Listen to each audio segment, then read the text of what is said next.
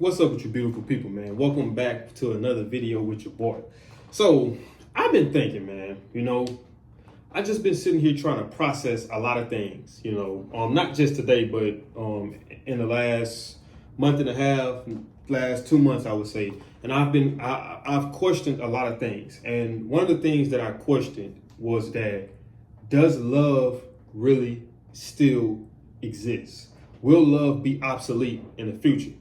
And that's a question that, when my breakup was fresh, I was really pondering and saying, yeah, man, obviously I'm speaking from a place of hurt. I'm like, man, forget love, screw love, love don't exist. You can't trust none of them. You can't love them.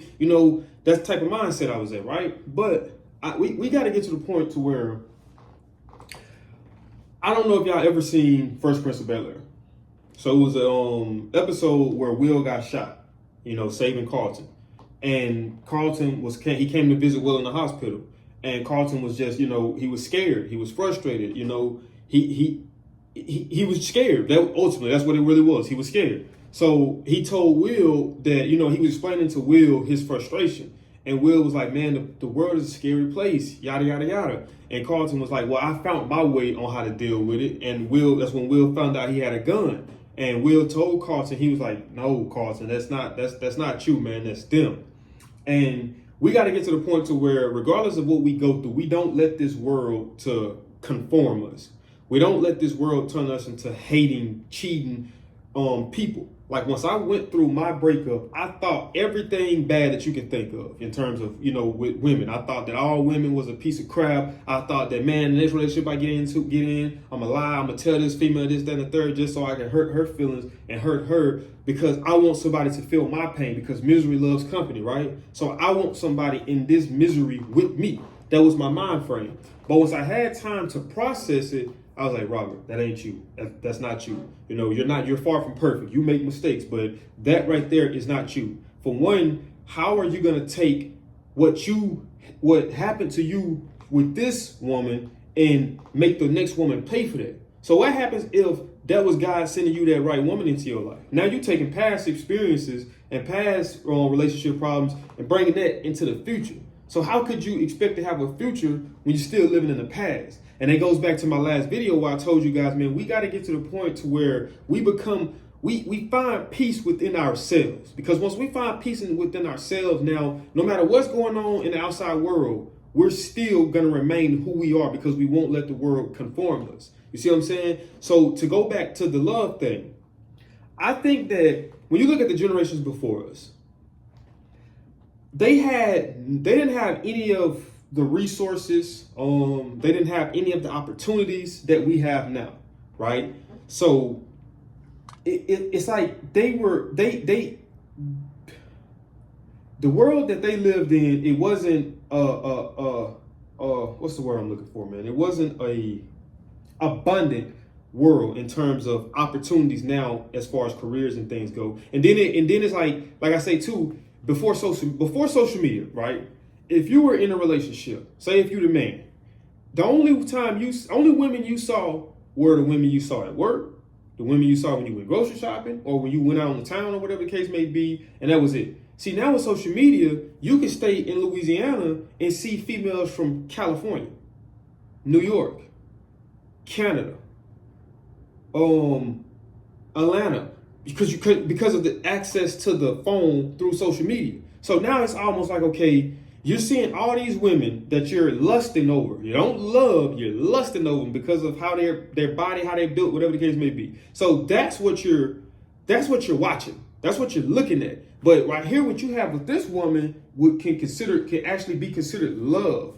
But what you have at these other women is lustfulness. So you see these women like, oh man, these women are beautiful, yada, yada, yada. So it's like in the back of your mind, you think that you feel that you can have these women, or you don't become appreciative of the woman you got because of what you're looking at. And you're only looking at the exterior. You're only looking at her butt. You're only looking at her body. You're only looking at her face. You don't know the person. That person can be so screwed up. You know what I mean? Very screwed up and treat you like crap. You know what I mean? But this woman right here, she's real. This woman right here is going to ride with you through thick and thin no matter what. But you're so focused on what you don't have. You focus on what you don't have, that you're not focused on what you do have. And this, what you have with this woman, is worth much more than what you want with these women, which is a temporary feeling.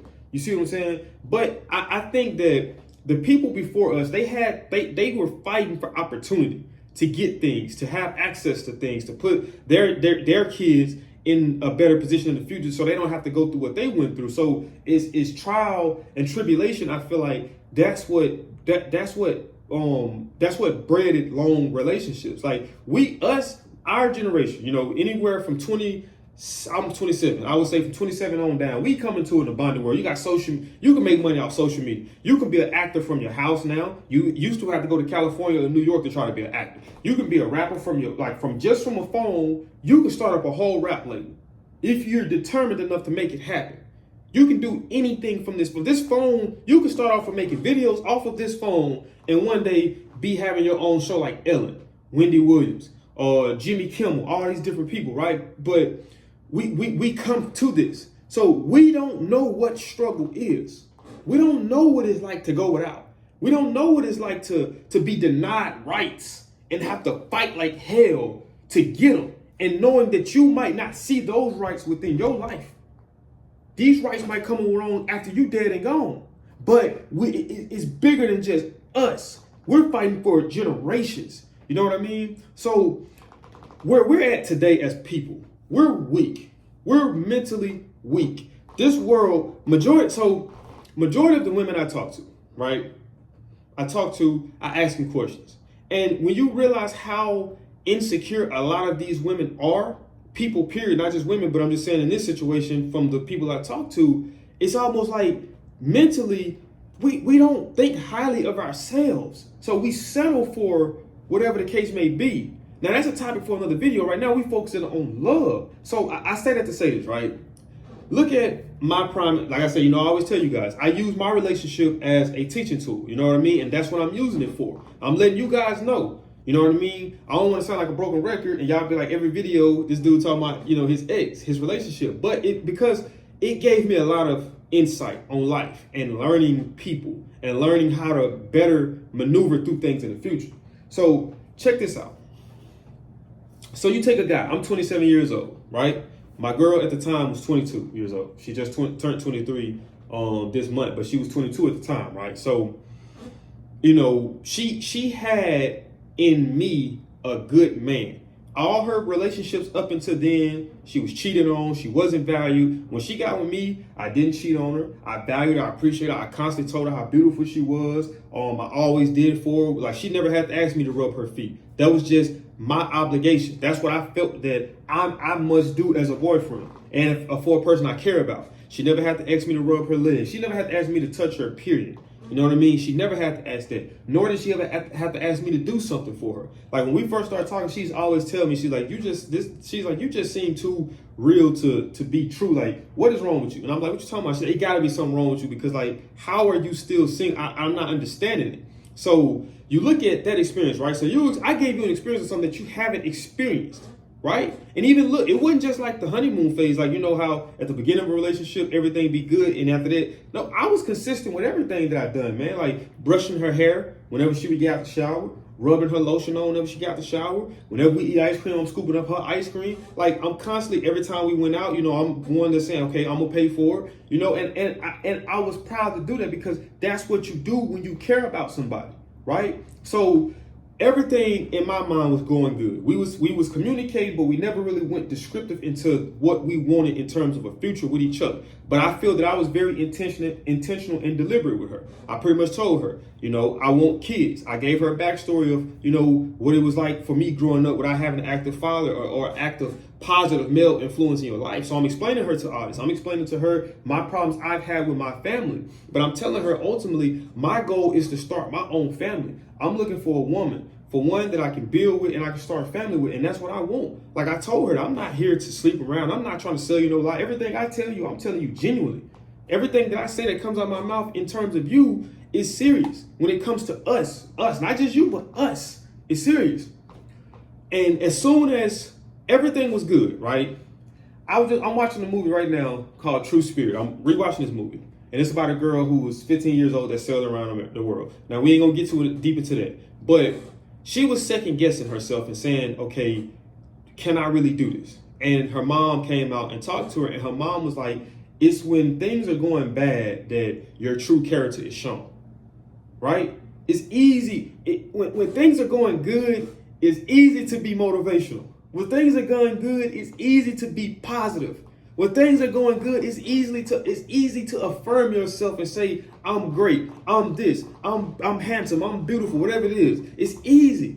But it's when times are bad and things are hard and difficult and it seems like you're not going to be able to get over this hump, is when we really see what your true character is. We really see if you're going to stand or if you're going to fold.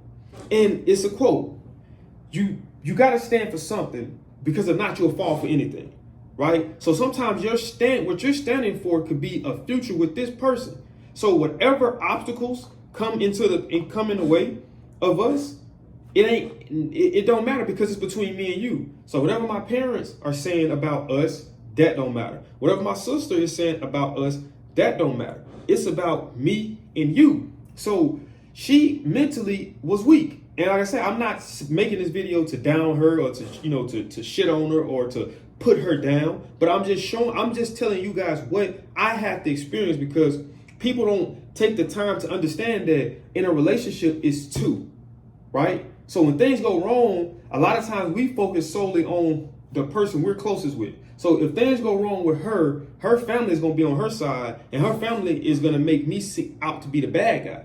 And nobody's going to take my feelings into consideration and how I actually have to deal with things moving forward in terms of this. Because y'all don't know my intentions for her. I don't know if she ever told y'all that. She probably only told y'all whenever we disagreed on something. She probably only told y'all whenever we broke up. But how many times did she tell you the positive stuff? You see what I'm saying? So my thing is this. It's like we never take the time to think about the other person. Like even with Charleston White. You know, when he says about the rappers, and the rappers say smoking on this, smoking on that, and they get mad at him when he say forget a dead rapper, and he was like, no, because y'all worship these rappers, these gang members, the gangbangers who hurt and kill, but nobody ever thinks about their victims. How do they victims feel when you throwing up on the screen, free such and such, and you know such and such to kill that person? Oh, the system is rigged up against him. Oh, it's the white. So you see what I'm saying? Nobody ever focuses on the victims. And I'm not saying I was a victim, but I'm just saying how many people actually focus on how I felt after the fact. You see what I'm saying? And that's what I had to go through. But this generation of people now, they're so mentally weak that it's going to be hard. When you see the divorce rate high, when you see people getting divorces after a year or 2 years, it's because they cannot fight through when you see a relationship that ended or a breakup or whatever, like, because I can speak for it, a relationship that within 4 or 5 months it's over with, it comes down to that one of them at least wasn't mentally strong enough to fight through when times got hard. Because things are going to be good at the beginning. Things are going to be great. Y'all going to be learning each other, and y'all going to be high off each other just because, just being around, it being a new situation. Now, once you start to understand that person and know that person a little better, and you start seeing that person's flaws, they're a lot more clear for you to see. Now it's like, okay, how do I go forward with this situation now? What do we got to do to make sure that we progress forward and we grow together opposed to growing apart? But this generation, they're weak-minded, man. As soon as they run into one obstacle, they give up and they quit. And I blame a lot of parents too, because y'all give these people safety outlets. I don't have a safety outlet. Shout out to my mom. Shout out to my stepdad. Shout out to my dad. Shout out to anybody who would help me out if I reach out, because they know I really need it. I'm not using it as a fallback plan. I'm not saying, okay, I know I got rent due coming up this week, but them Jordan 11s just dropped, so let me go spend $400 on a pair of J's, knowing my goddamn rent due. And then I'm okay with that, because guess what? Hey, mama, you think I can borrow such and such? I got to pay my rent. And mama sent it to me, or daddy sent it to me, or papa sent it to me. But they sent it to me because they love me, right? But I'm taking advantage of that because I don't want to be a responsible adult. At some point, you're going to have to be a responsible adult. You're going to have to figure out how to survive in the world without having no safety outlets, because you just never know. You see what I'm saying? So you have to learn how to function on your own. But that's the problem with these today people. It's like we got so much access to stuff, but we some of the weakest It's like you can go on YouTube and look at any motivation. Man, like I said, you have to go to these places to hear certain people speak. Now you got it from your phone. You can get it from YouTube. You can go through Apple Music. You can go through Spotify. Like, you have so much access to this, but none of us apply what we have access to. Like I said, you got people who are that's building empires off of this alone. Shout out to C-Dub, Charleston White. This man took what he was doing from Facebook, brought it to YouTube, from YouTube to now doing stand-up comedy on top of doing movies. Look at how he capitalized on that. And you got people that's doing that every day somewhere. But we have so much access to stuff and even information. Now you can get on here and go on YouTube and say how to stay married for such and such. And now you got a couple on there that's giving you their experiences that they went through and they had to fight through to keep their thing going, what they have going. You see what I'm saying? So we have so much access, but we got access to things, but we don't have the appetite for struggle. We don't have the appetite for conflict. Like, prime example, right? And I bullshit you not, kid you not. I asked my girl one day, and I think I said this twice. I asked her, I was like, babe, what would you do if a woman at work or even at wherever in public came up to you and slapped you? She was like, probably be shocked. You know, obviously that's the normal reaction. Like, you'd be like, this motherfucker just slapped me. And then I was like, okay, but what you gonna do after that? She told me something, I don't know, probably nothing. And that right there let me know everything that I need to know. That was the red flag there. That's the red flag there, because if a person comes slap you, then you didn't do shit to deserve that slap, then you deserve a slap. You see what I'm saying? Because how would you not respond to that? Hell, call the police or something. You mean tell me you gonna sit there and let a motherfucker slap you and walk away and not have to answer for what they've done? But that goes to show you that when it comes to any obstacle is gonna be that slap to her. So any obstacle that's uncomfortable or that she don't want to go through, she gonna run away from it every time. So how could you build with a person that you can't even trust to, if I fall off, would she stay with me? You see what I'm saying? If I'm going through things, can she keep me afloat mentally? Saying, babe, I know you're going through this and that, but what you always tell me? Somebody in this world is going through something way worse than you, so guess what? I'm going to need you to go ahead and walk what you talk. Don't come talk to me about this when you ain't even living it. You see what I'm saying? Is she going to be there? And I can tell you right now, she's not, because she even tell you that she's anti-confrontation. She don't like confrontation. You see what I'm saying? So how could you build with a woman like that? But this is a lot of today's world. People are only with each other based off of necessity, based off what's best for them. Consistent pussy, consistent, and I don't want to talk too vulgar, but consistent sex, consistent just having somebody there. And not knowing that sometimes you don't need to focus on just having somebody. You need to focus on having somebody there that's beneficial to you, that can elevate you. Like I always tell y'all on here, iron sharpen iron, steel sharpen steel. We got to keep each other on point.